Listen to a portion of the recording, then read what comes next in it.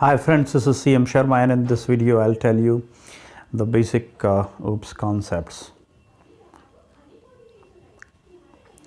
So these are the 6 basic OOPS concepts: the class, object, encapsulation, abstraction, inheritance, and polymorphism. So if you talk about a class is a template blueprint format to create objects of certain type. A class is a logical entity. So from logical entity means that if we create a class, then no memory is allocated at the time of class declaration. And we can represent a class with the help of a class diagram. And the class diagram looks something like this. So it is basically 2 parts. The first part includes the properties or just the data. And this next part contains the functions or the methods. So every class has these 2 basic properties: the data and the methods or functions.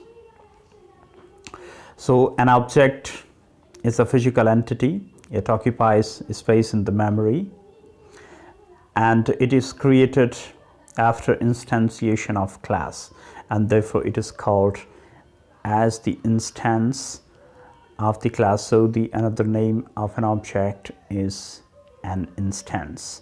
So after defining the class, you can create the physical things that we call as an object, and every object has 2 things: the state and the behavior.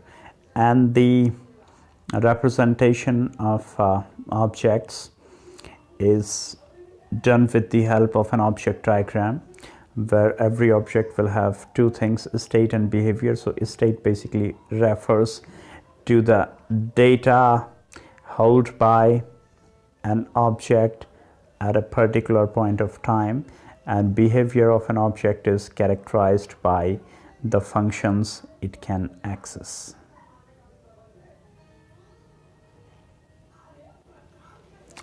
And encapsulation, this is the next object-oriented programming concept. So encapsulation refers to the wrapping up of code and data. It is used to make a class a secure entity. So the benefit of encapsulation is that with the help of encapsulation you can bind code and data together. So the binding of code and data in order to make it secure is called encapsulation. So you can provide different types of access specifiers, including private, protected, and public. So with the help of these access specifiers, you can encapsulate, and you can provide different levels of encapsulation or accessibility. And abstraction, very important concept, showing necessary things and hiding unnecessary details. So if you just talk about a fan in your room, then it can have different levels of abstraction. So for me, it is just a kind of machine which is giving me air. And for a mechanical engineer, the aerodynamics of the fans may be something in which mechanical engineer may be interested. And for an electrical engineer, the internals, including the motor and the wirings, may be relevant. So there are different levels of abstraction. For a simple user, it is just a machine which is giving air. For a mechanical engineer, he perceives it as a mechanical device, and for an electrical engineer, it is just an electrical device. So how we can achieve abstraction in any programming language? We have the concept of abstract class. So with the help of abstract class, we can achieve abstraction. And if we talk about the advanced programming languages like Java, so Java has another concept that we call as interface. So for achieving abstraction, you can use these concepts of abstraction. One is abstract class and interface. So inheritance provides code and data reusability, something that you have the code that you have already written, so you can reuse it, and you can also reuse the data. So suppose there is a class A and you can inherit its features and functions in class B. So it provides you the code and data reusability, and there are different types of inheritances. Like in this case, it is single inheritance. You can have multiple inheritance when you have multiple classes which are being inherited into a single class. And if we talk about class A and B, then these are the parent classes, and if you talk about class C, then this is a child class. So this type of inheritance, which is multiple inheritances, is supported by C++, but it is not supported by Java because it creates a problem of ambiguity.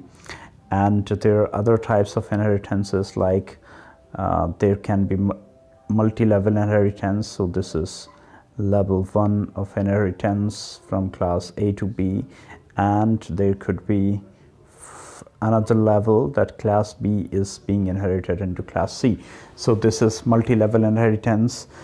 In the similar way, you can have hierarchical inheritance, in which there is a hierarchy of the classes. So there is one parent class. From this class B is inherited, and class C is also inherited from class A. So this is an example of hierarchical inheritance. And you can have hybrid inheritance. You can combine any two or more type of inheritances, and then you can form the hybrid inheritance. So next concept is polymorphism, very, very important. Polymorphism is derived from a Greek word which means multiple forms. Poly means multiple and morphism means form. So something which is having multiple forms is called polymorphic, and this phenomenon is called polymorphism. So if we talk about the types of polymorphism, then polymorphism can be of two types. Either it can be a compile time, or it can be runtime polymorphism. So if we talk about C++, then C++ has two types of compile time polymorphism: the method overloading and the operator overloading. So method overloading and operator overloading. If we talk about runtime polymorphism in C++, then C++ has function or method overriding. So method overriding.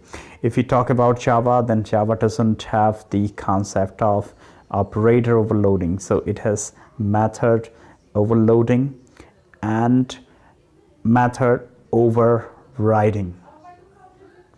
So this was just a brief of the 6 object-oriented programming concepts. Thank you.